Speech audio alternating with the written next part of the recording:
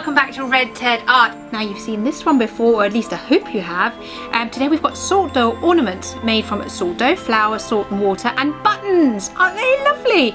So come on then, let's take a look and see how they're made. So we have the salt dough as per the other salt dough video, linked below and up above. If you now want to add a bit of colour, all you need is some food colouring and a knife.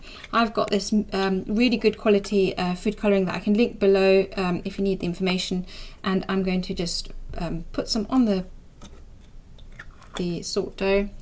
And then I'm going to mix it in here because I don't want the green to go on my surface. So make it nice and green.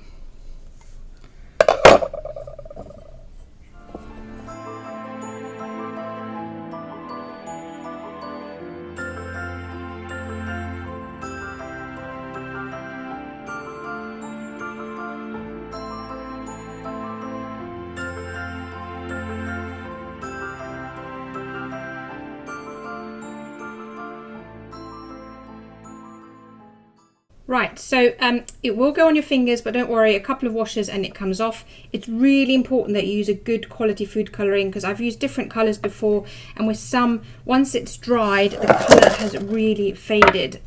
So, you know, I recommend using some good food colouring, and I've linked below what we've used. So now obviously we have our cookie cutter. I'm going to roll this out. Don't make it too thin, I'd say about 1 centimetre to 1.5 centimetres. There we go. Okay, now you can keep this, wrap it in cellophane and it will last a few days, or obviously use it all up straight away. Now I'm going to use a little bit of craft wire to create a hanging loop, but to be honest, as in I've showed before, you can use something pokey like a I can never remember the name, chopstick, and make a hanging loop that way. So it's up to you. Just I have the wire, I wanted to use it just sort of to try out something new, and then you know, why not? So I've given it a little twist, and then I'm going to put the craft wire in that way so that the ribbon then hangs this way. Let's just squish this down a bit more. So if you're making this with kids and you find this bit tricky, you know, if you are kids, sorry, if you find this bit a bit tricky, you know, either ask an adult to help you, or you know, what's it called, do the whole method. Okay, so it's time to add your buttons. Like I said, I've got loads of shirt buttons here, if I can get them all out, that I cut off old shirts. Obviously remove any ribbons and stuff. I find it best to put it on a tray that you're going to either dry it on or put it in the oven on first, simply because once you've put all the stuff on, sometimes it sticks to your table, and when you try and get it off, it's really hard. Now I've got loads of white shirt buttons here. I also found a brown one and some yellow ones. Sorry, it's a bit of a mess, I should have got those out before. So the brown one I'm going to stick at the bottom like this for the Christmas tree sort of legs, and then I'm going to put the yellow one at the top for a star. Or should I use this one? Oh, I'm not sure which one should I use. Oh, you know what, you could also use a little shell. This is a shell from my holidays. I think I'm going to use that one. Oh, it keeps falling off. No, actually, tell you what, this is a button one. Let's use a button, because this craft is all about the buttons, isn't it? Here we go, buttons. And then you start adding buttons, give them a nice little squeeze, and as you squeeze them, do shape the side of the tree so that it doesn't get squished out, so to speak. And if you've got different sized ones, that's great. Mine are actually all quite small.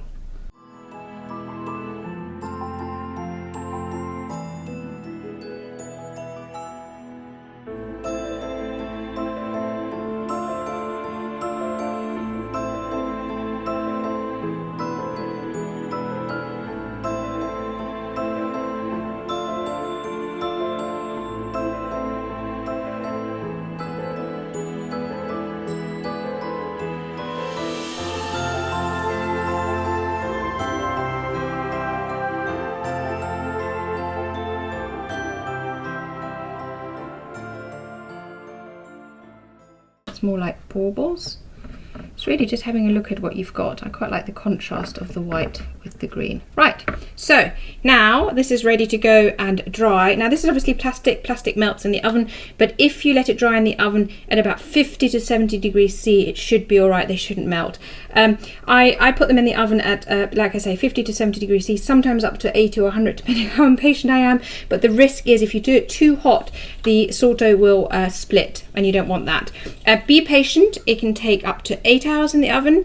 If you do it outside on a hot day, you can dry it in 1 day. If you just dry it by the radiator in the winter, it might take 3 or 4 or 5 days. So it's this. You do have to be patient, and don't make this the day before you need it. Do make it a few days or a week in advance. Okay. So I'm going to let this dry now, and then once it's dry, we'll come back and I'll show you what it looks like.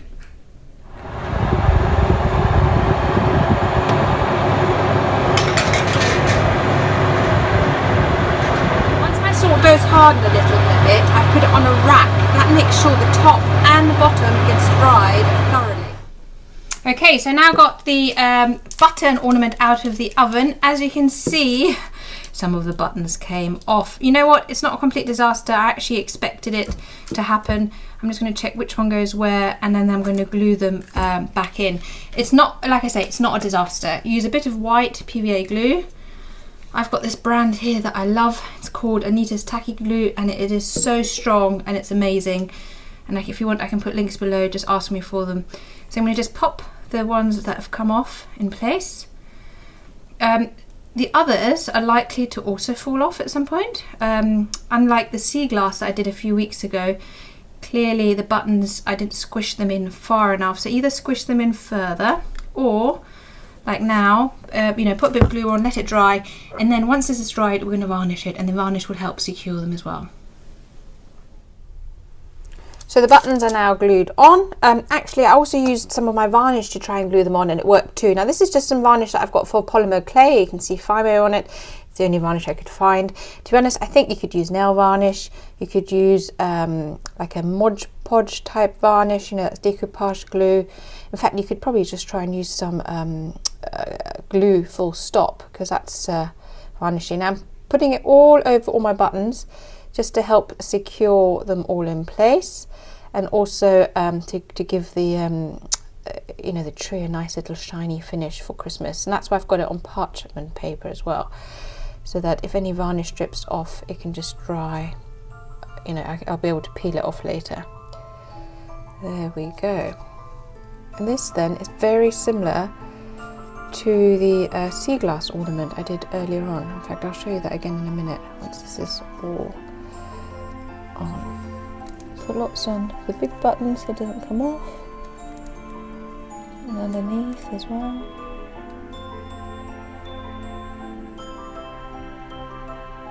In fact, if you did use PVA glue, then you'd definitely know that everything is sticking on nicely. It's funny because with the sea glass, not a single one came off. Interesting.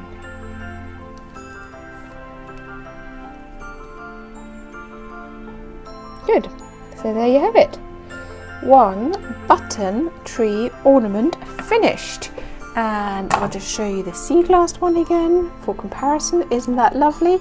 So sweet. So anyway, like, comment down below, subscribe to the channel, and hopefully we'll see you here again soon. Anyway,